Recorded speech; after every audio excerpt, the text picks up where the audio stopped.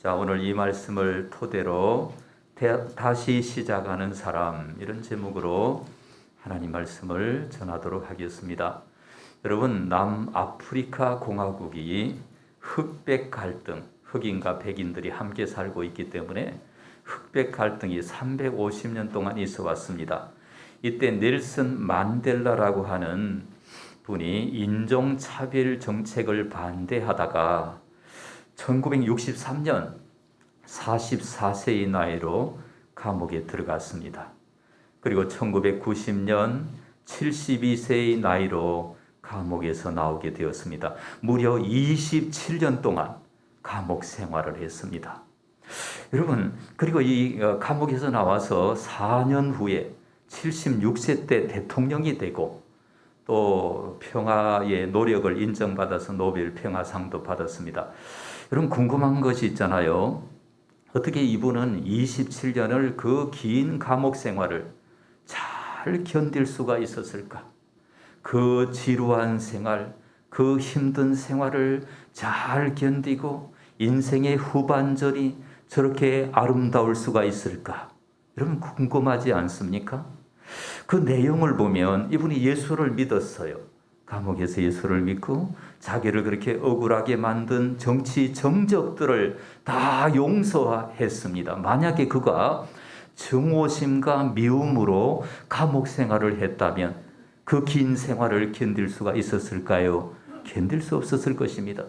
그리고 이분은 그 감옥 생활을 하면서 그 모든 것을 다 모든 사람을 용서하고 자기가 하나님 앞에서 어떻게 살아야 할까 새로운 인생을 출발하기로 결정하고 감옥에서 공부를 해서 변호사도 되고 이렇게 했습니다.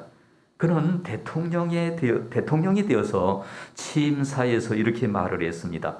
우리 모두의 상처를 치료할 시간이 왔습니다.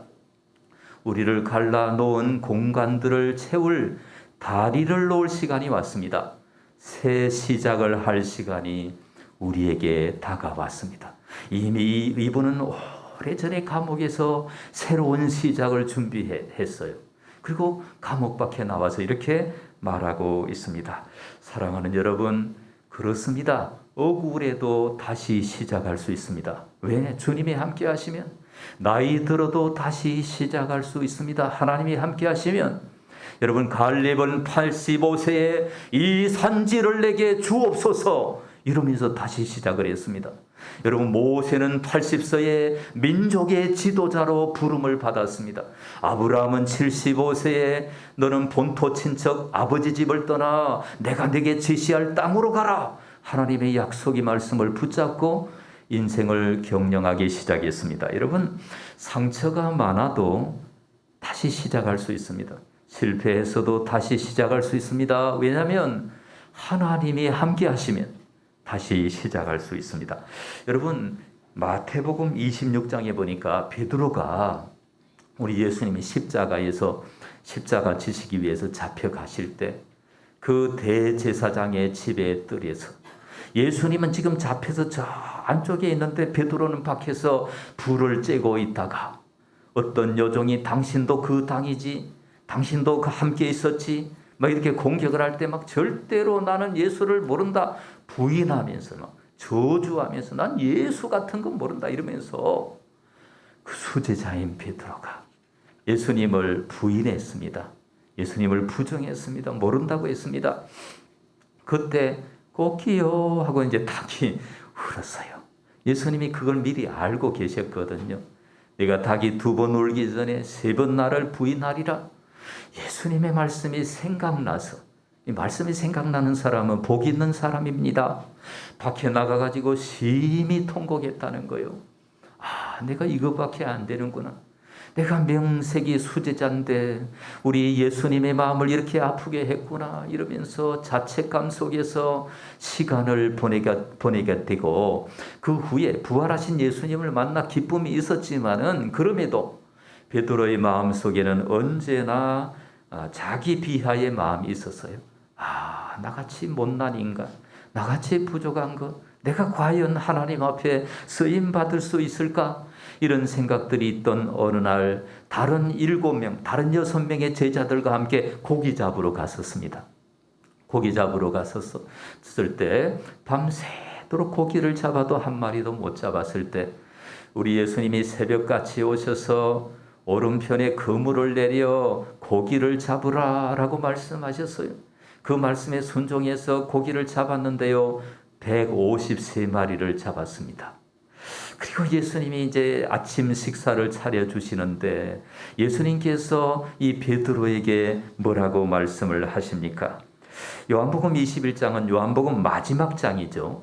그러니까 마태, 마가, 누가 요한의 마지막 장이죠. 마지막 장에서 우리 예수님은 사도 베드로에게 요한의 아들 시몬아, 네가 이 사람들보다 나를 더 사랑하느냐? 예, 제가 주님을 사랑하는 줄 주님이 아십니다. 내 어린 양을 먹이라. 이렇게 말씀을 하시는 거예요. 두 번째로 요한의 아들 시몬아, 내가 나를 사랑하느냐? 예, 제가 사랑하는 줄 주님이 아십니다. 내 양을 치라.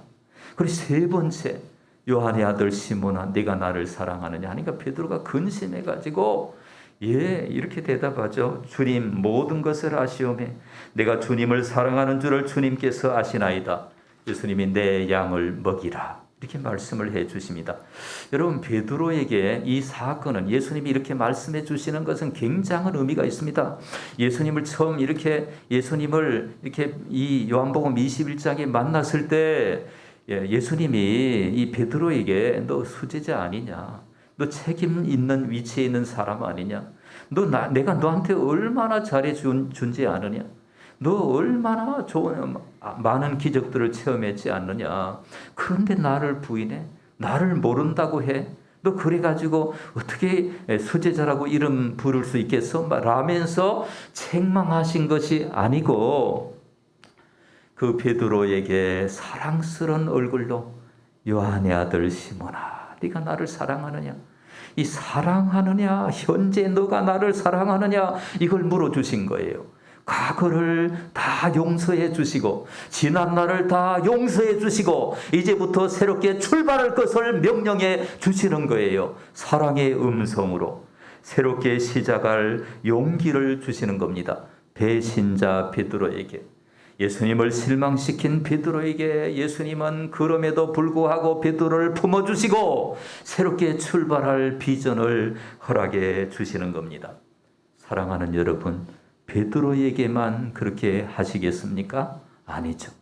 우리도 부족하고 연약하고 실패하고 실수하고 상처 많은 우리들에게 오셔서 우리가 과거의 죄를 다 고백하면 예수님은 온전히 용서해 주시고 다시 출발할 용기를 주시는 하나님의 아들 예수 그리스도. 할렐루야. 지난날 우리의 죄악을 자백하면 다 씻어주시고 과거를 묻지 아니하시고 새 출발하게 하시는 그 예수님의 사랑에 저와 여러분은 응답을 해야 하는 것입니다. 여러분, 알고 보니까 우리 하나님이 새롭게 출발하시는 분이십니다. 창세기 1장 1절에 태초에 하나님이 천지를 창조하시니라 이렇게 말씀을 하시는 거죠. 혼돈과 무질서의 세계, 여러 가지로 어지러운 이 땅에 새로운 세계를 만들어 주셨습니다. 그리고 요한계시록 21장에 보니까 보라, 내가 만물을 새롭게 하노라. 하나님께서 만물을 새롭게 하시고 제약된 타락된 인생들을 다 이렇게 심판하시고 새롭게 하시는 그 하나님은 이렇게 역사를 새롭게 하시는 하나님이십니다. 여러분, 성령님은 또 어떤 분이십니까? 성령께서는 여러분 고린도후서 5장 17절에 예수님께서는 누구든지, 우리 다 같이 한번 읽겠습니다. 시작. 그런즉 누구든지 그리스도 안에 있으면 새로운 피조물이라, 이전 것은 지나갔으니 보라 새 것이 되었도다. 아멘. 그리스도 안에 있으면, 예수님을 믿는 믿음 안에 들어가면, 부활 그리스도의 생명이 우리에게 있으면 우리는 새로운 피조물, 새로 만들어진 존재, 새 존재가 된다고 선언합니다. 이러한 일을 성령께서 행하십니다. 그래서 오순절 마가 다락방에 성령께서 역사하셔서 여러분 우리 믿음의 역사는 오순절 이전과 이후로 나눕니다. 이제 이후에 성령이 오셔서 믿음의 역사를 새롭게 해 주시는 겁니다. 우리 하나님은 타락한 인류를 새롭게 하시는 분이십니다. 아담을 만드시고 우리 첫사람을 만드시고 아담의 후손들이 이제 아주 훌륭한 분들도 많이 있었지만 이제 점점 타락해 가니까 하나님이 노아를 통하여 역사를 새롭게 하셨습니다. 노아 방주를 통하여 하나님은 이렇게 새롭게 하시는 분이십니다. 노아의 후손들이 이제 하나님을 섬기다가 점점 더 타락해 가니까 하나님은 또 아브라함을 통하여 역사를 새롭게 하십니다. 하나님은 이렇게 새롭게 하시는 분이십니다. 여러분 하나님께서 이렇게 다시 시작하시는 창조주이십니다. 그러므로 하나님의 자녀들도 하나님 아버지를 닮아야 합니다. 믿습니까? 하나님은 닮아야 합니다. 우리가 넘어져도 다시 일어나고 우리가 중단하여서도 다시 시작하고 우리가 성경을 읽다가 지난해 중단했습니까? 올해 다시 시작하시기를 바랍니다. 어렵고 힘들어도 다시 시작해서 아름다운 한 해를 좋은 열매를 맺는 저와 여러분이 되시기를 바랍니다. 우리는 야곱의 생애를 보면서 다시 시작할 수가 있습니다. 야곱이 이스라엘로 변한 날이 있었습니다. 야곱이 타향살이를 이렇게 많이 하다가 고향으로 돌아옵니다. 가족들을 다 이끌고 하나님이 복을 많이 주셔서 막 소떼, 양떼들이 번성하고 자녀들이 12명 이렇게 11명 이렇게 막 많이 번성하고 그렇게 해서 그 자녀들과 그 양떼와 소떼 이런 걸 몰고 고향으로 돌아오는데 소식이 들리기를 형 에서가 400명을 데리고 온다. 이런 소식이 들려요. 여러분 옛날에 에서와 헤어질 때 야반 도주하듯이 헤어졌어요. 화해 없이 헤어졌어요. 이게 마음의 고민이 시작이 되는 겁니다. 400명 데리고 형이 오는데 형이 와서 그냥 단칼에 이렇게 찔러 버리면은 큰일 나는 거죠. 옛날에 원한이 있기 때문에 에서가 옛날에 원한을 가졌기 때문에 그 고민들을 가지고 야복강에서 기도를 합니다. 하나님 앞에서 기도를 하는데 그 천사 같은 사람이 나타나서 그 사람하고 막 씨름을 하면서 기도하는데 나중에 보니까 하나님이 보낸 하나님의 사자였습니다. 그래서 그 일에 천사는 야곱의 환도뼈를 쳤습니다. 그러니까 지금까지는 야곱이 자기의 야망대로 자기의 뜻대로 자기의 원대로 뭔가 하고 싶은 건 자기 뜻대로 했습니다. 형을 속여서 장자권 빼앗았죠. 아버지 속여서 축복 받아냈죠. 라반 속여서 양떼 많게 했죠. 자기의 어떤 삶의 비전과 철학과 야망에 따라서 살던 야곱이 이제 한도뼈를 맞고 다리를 절게 됐습니다. 이것은 영적인 의미로 이제 자기의 인생을 내려놓고 하나님 앞에 항복한다 이 말이에요. 그리고 야곱의 이름이 아니라 이스라엘의 이름으로 살게 됩니다. 야곱은 자기중심적이고 자기 욕심이 있고 자기 야망과 자기 뜻을 위해서 살던 야곱이 아니라 하나님 영광을 위하여 살아가는 그런 존재의 변화가 이스라엘로 변화되는 것입니다. 그러니까 야곱의 생애는 야복강 이전과 이후로 나누는 거예요.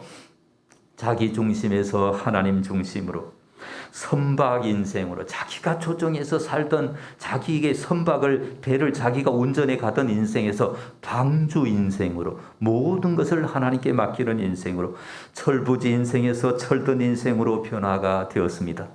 저와 여러분도 야복강이 있어야 합니다. 하나님 앞에서 항복하는 날이 있어야 합니다. 그래서 올 한 해 내 힘으로 살려고 하지 말고 하나님의 힘으로, 누구의 힘으로? 하나님의 힘으로, 하나님의 능력으로 올 한 해를 살아가시기를 바랍니다. 자, 요한복음 21장에서 예수님은 베드로에게 내가 나를 사랑하느냐라고 물어주셨습니다. 그러니까 다시 시작하는 동기가 무엇이겠습니까? 사랑이라고 하는 겁니다. 다시 시작하는 동기는 무엇입니까? 사랑이라고 하는 것입니다. 여러분, 자, 양들을 먹일 때, 만약에 내가 목자라고 할 때, 양들을 관리할 때 해야 할 일이 많이 있습니다. 양들은 이제 눈이 어두운 짐승 같아서 목자 없으면 살 수가 없습니다. 그래서 푸른 풀밭으로 실만한 물가로 아주 좋은 장소로 인도해야 하고, 그리고 뭐냐면 그 일이라든지 늑대라든지 이런 짐승들이 나타나면 그걸 막아줘야 하고, 또 양이라는 짐승은 또 이제 낙오도 되고 그래요. 이게 막 우물에 빠지거나 이렇게 되면은 스스로 못 나와요. 양은 넘어지면은 이게 자기 힘으로 못 일어나요. 그러니까 막대기를 가지고 그 양을 끌어올려야 됩니다. 그러니까 양을 돌보는 일은 굉장한 일이 많죠. 그런데 오늘 성경은 뭐라고 얘기를 합니까? 그 모든 일을 아무리 열심히 할지라도 사랑이 없으면 아무것도 아니다. 요한의 아들 시몬아, 네가 나를 사랑하느냐 3번이나 물어주신 것은 너가 양들을 돌보고 양들을 치고 양들을 이끌고 할 때 너의 마음속에 사랑이 없으면 아무것도 아니다. 이렇게 말씀을 하시는 겁니다. 그래서 고린도전서 13장에 보니까 천사의 말을 하는 사람도 사랑이 없으면 소리나는 구리와 꽹가리가 되고, 또 산을 옮길 만한 모든 믿음이 있을지라도 사랑이 없으면 아무것도 아니다. 자기 몸을 불사르게 내어줄지라도 사랑이 없으면 유익이 없다. 이렇게 말하고 있는 겁니다. 여러분, 그래서 엄청난 일을 우리가 할 수 있습니다. 여러분, 우리가 위대한 일을 할 수 있습니다. 우리가 지금 아무튼 굉장한 일을 할 수 있습니다. 그러나 사랑 없이 할 수도 있다는 거예요. 아시겠죠?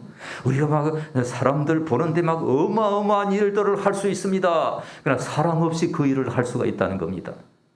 그래서 오늘 주시는 말씀은 우리가 행하는 모든 일들에, 우리가 직장 생활하든 가정 생활하든 우리가 봉사를 하든 우리가 섬기든 그 모든 일에 사랑을 공급해야 합니다. 사랑을 공급하고 사랑이 속에 들어있어야 됩니다. 그래서 여러분, 하나님의 일도 중요하지만 하나님의 일을 하면서 어떻게 해야 합니까? 사랑이 들어가 있어요. 사랑이.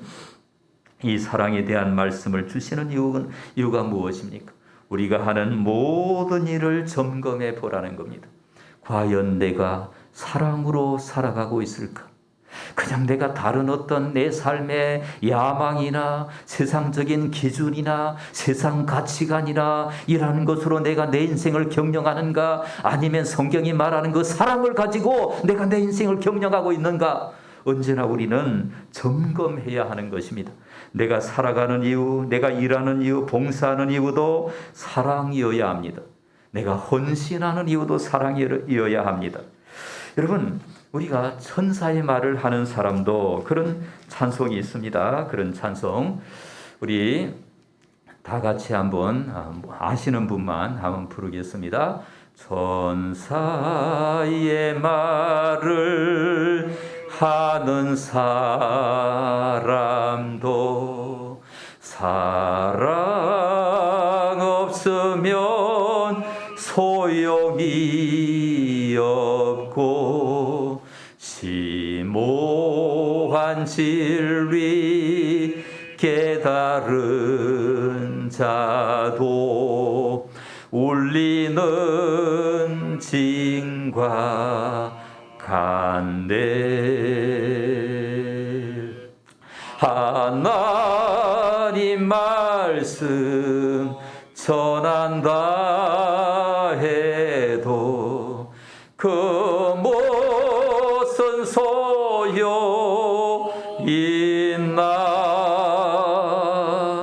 사랑 없으면 소용이 없고 아무것도 아닙니다. 할렐루야. 참 우리를 눈물 나게 하는 거죠. 우리가 막 굉장한 일을 했어요. 엄청난 일을 했어요. 그러나 우리가 사랑 없이도 그 일을 할 수가 있다는 거예요. 성경의 말씀은. 이제 우리는 어떻게 해야 합니까? 우리는 사랑은 엔진 오일과 같다 이렇게 생각할 수 있어요. 당분간 차가 엔진 오일이 없어도 차는 갑니다. 결국은 차가 망가집니다. 우리 인생에 사랑이 없어도 살아는 집니다. 그냥 사라지는 거예요. 그냥 일하게 되는 거예요. 그러나 시간이 가면 우리가 회의감이 들고 실증이 들고 짜증이 나타나고 우울함이 나타나게 되는 거죠. 사랑을 공급해야 합니다. 그러면 여러분 어떻게 사랑을 공급해야 합니까? 여러분 하나님의 사랑은 엄청난 용광로와 같습니다. 여기 제철에 가면 큰 고로가 있습니다. 그 엄청난 용광로, 그것보다 더 뜨거운 하나님의 사랑, 그 사랑이 있어요. 그 사랑에 연결되는 올 한 해가 되시기를 주의 이름으로 축원합니다.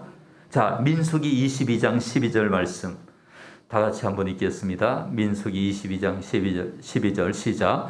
하나님이 발람에게 이르시되 너는 그들과 함께 가지도 말고 그 백성을 저주하지도 말라. 그들은 복을 받은 자들이니라. 예. 자, 민수기 22장 12절 말씀인데요. 이때 배경을 우리가 알 필요가 있습니다. 자, 지금 이스라엘 백성들이 파죽지세로 전진해서 가나안 땅을 향해서 나가는데 하나님이 함께 하시니까 그 소식을 들은 모압 왕은 저 이스라엘 백성들을 멈출 방법은 하나님에게 기도를 해서 무슨 자기는 하나님이라는 자기가 볼 때는 하나님을 안 믿으니까 이스라엘이 믿는 그 신의 저주를 받으면 되겠다. 나름대로 이렇게 생각을 해서 그 발락 왕이 모압 왕 발락 왕이 이스라엘의 점술가인 수술가인 예언자인 발람을 초청을 해서 돈을 많이 주면서 너 와가지고 우리나라를 위해서 저 이스라엘을 저주를 해라. 그럼 내가 돈을 엄청나게 줄게. 지금 그런 배경이 있습니다. 그랬는데 그 발람에게 하나님이 뭐라고 하십니까? 너 가지도 마라. 그 백성을 저주하지도 말라. 그들은 복을 받은 자들이다. 할렐루야. 이 놀라운 말씀이죠. 이렇게 말씀을 하셨습니다. 하나님께서는 이스라엘 백성들을 복을 받은 자들이다 이렇게 말하고 있습니다. 여러분 갈라디아서를 읽어보시면 하나님을 믿는 우리들은 아브라함의 자손이다. 누구의 자손이다? 아브라함의 자손이다. 우리도 영적으로 이스라엘이에요. 아브라함이 믿는 하나님을 믿는 사람은 아브라함과 함께 복을 받느니라 이렇게 써놓았습니다. 그래서 우리는 복을 받은 자들입니다. 믿습니까? 이 말씀을 여러분 받아들이시기를 바랍니다. 중요한 것은 이 말씀이 선포된 시점입니다. 민수기 22장입니다. 자, 창출, 내, 민, 신이죠. 그래서 이제 나중에 가나안 땅에 여호수아 때 들어가죠. 민수기입니다. 지금 백성들이 어디에 있습니까? 광야 생활을 하는 겁니다. 광야 생활. 광양 생활이 아니라 광야 생활을 지금 하고 있습니다. 여러분 광야 생활을 할 때 이스라엘 백성들은 불평하고 원망하고 모세를 향하여 삿대질을 하고 심지어 하나님의 이름을 그냥 망령되이 일컫기도 하고 이랬던 존재들입니다. 그들을 향하여 우리 하나님은 복을 받은 사람이다. 믿습니까? 그렇게 우리 하나님이 말씀하십니다. 이들이 한없이 초라하고 부족한 이들입니다. 불평불만과 원망이 가득한 사람들입니다. 그러나 그들은 하나님이 선택하셨기 때문에 저주받을 수가 없다. 복을 받은 사람이다. 믿습니까? 여러분들은 하나님의 자녀입니다. 누가 여러분들을 저주해도 그 저주가 이루어지지 않습니다. 믿으시기 바랍니다. 누가 여러분들을 욕을 하죠? 그 욕이 이루어집니까? 안 이루어져요. 그러니 누가 여러분을 욕을 해도 그냥 그러려니 하세요. 그럴 수도 있구나. 뭐 나를 욕하는 사람도 있겠지. 그러면서 우리가 바르게 살아야 합니다. 우리가 행실이 나빠서 욕도 먹는 것은 성경에 보면 그렇게 하지 말라 그랬거든요.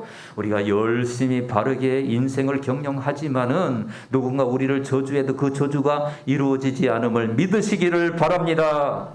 그리고 하나님은 무조건적으로, 하나님이 일방적으로 이스라엘 백성들을 사랑하기로 선택한 것처럼 저와 여러분을 믿음의 선물을 주셔서, 에베소서 2장 8절과 9절에 보니까 너희가 그 은혜를 인하여 믿음으로 말미암아 너희에게 선물을 주셨다. 이 선물은 행위에서 난 것이 아니니 자랑할 것이 아니다. 이렇게 말씀하고 있습니다. 우리의 행위가 아니다는 거예요. 우리가 잘 보여서 구원의 선물을 준 게 아니고 하나님의 일방적인 사랑으로, 그 사랑은 우리가 왜 그러셨는지 잘 알 수가 없습니다. 왜 날 사랑하셨는지, 왜 나 같은 존재를 버리지 아니하셨는지, 나 같은 존재를 하나님이 지옥에 멸할 수도 있지만은 우리를 사랑하셨는지, 그 이유는 하나님께 있다 이 말씀이에요. 우리는 그 말씀을 받아들이고, 날 사랑하셨구나, 나 같은 존재를 사랑하셨구나. 로마서 5장 8절에 우리가 아직 죄인 되었을 때에 그리스도께서 우리를 위하여 죽으심으로 하나님께서 우리에 대한 자기의 사랑을 확정하셨느니라. 믿습니까? 하나님의 사랑을 확실히 증거했어요. 우리 하나님의 사랑을 먼저 받아들이고, 그리고 하나님 앞에 응답하는 거, 이게 우리의 신앙생활입니다. 우리의 신앙이 자라면 자랄수록 하나님을 사랑하게 되고, 그리고 사람을 사랑하게 됩니다. 아시겠습니까? 믿음이 자라면 자랄수록 사랑의 응답의 크기가 커지는 겁니다. 베드로 사도는 오늘 요한복음 21장에서 예수님의 사랑을 받고 이후에 베드로의 그 행적은 정말 놀랍습니다. 사도행전을 보면 베드로가 한번 설교할 때 3,000명이 주님께로 돌아오는 그런 역사가 일어납니다. 죽은 자를 살리는 그런 역사도 일어납니다. 왜? 예수님의 사랑을 받고 그 사랑을 전하기 위해서 인생을 던졌기 때문에 이런 일이 일어나는 겁니다. 사랑하는 여러분, 우리 모두 엄청난 사랑을 받았습니다. 그러나 이 중에는 그걸 못 깨닫는 분이 계실 거예요. 아이고, 목사님 저렇게 설교하지만 난 잘 모르겠다. 그래, 좋아요. 그러나 계속 나오시고 하나님의 능력을 사모하시고 하나님의 사랑을 갈망하시고, 그러면 하나님이 여러분 마음속에 놀라운 원자탄 같은 사랑을 주실 줄로 믿습니다. 우리가 직장에서나 일터에서나 또 우리의 삶의 자리에서 무슨 일을 하든지 나는 사랑받은 자다, 이런 생각을 가지고 사랑으로 그 일을 하시기 바랍니다. 사랑이 빠져버렸을 때 멈추어서 하나님 앞에 나아가 사랑을 공급받고 새롭게 섬기고 봉사하는 저와 여러분이 다 되시기를 바랍니다. 그렇게 할 때 우리 하나님이 보시고 너무너무 기뻐하실 것입니다. 나중에 멸류관을 준비하실 것입니다. 그런 은혜가 오늘 저와 여러분에게 있기를 주님의 이름으로 축원합니다. 우리 한번 1분만 기도하도록 하십시다. 하나님, 내가 이렇게 부족한 존재인데, 내가 이렇게 연약한 존재인데 하나님, 나 같은 걸 이렇게 사랑해 주십니까? 하나님, 나 같은 존재를 이렇게 품어주십니까? 하나님, 나를 불쌍히 여겨주셔서 감사합니다. 이제 하나님 나라를 위해서 사랑하며 살겠습니다. 우리 한번 기도하도록 하겠습니다. 하나님 아버지 사랑합니다. 이 시간 오셔서 하나님의 나라와 의를 구하는 놀라운 역사가 있게 하시고 하나님의 뜻이 이루어지게 하여 주시옵소서. 성령으로 역사하여 주시옵소서. 아버지 주님의 이름을 높여드립니다.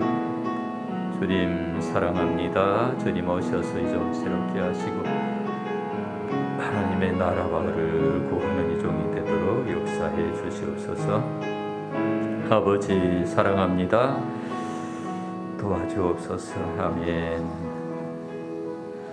사랑의 하나님, 부족한 우리, 연약한 우리, 자격 없는 우리지만 독생자 예수님 보내주시고 그 예수님 때문에 새롭게 변화되고 성장할 수 있도록 사랑의 사람이 되게 하시니 감사드립니다. 우리 모두에게 성령을 주셔서 하나님 주신 사랑이 얼마나 큰 것인가를 날마다 깨달아 알게 하여 주옵소서. 예수님 이름으로 기도드립니다. 아멘.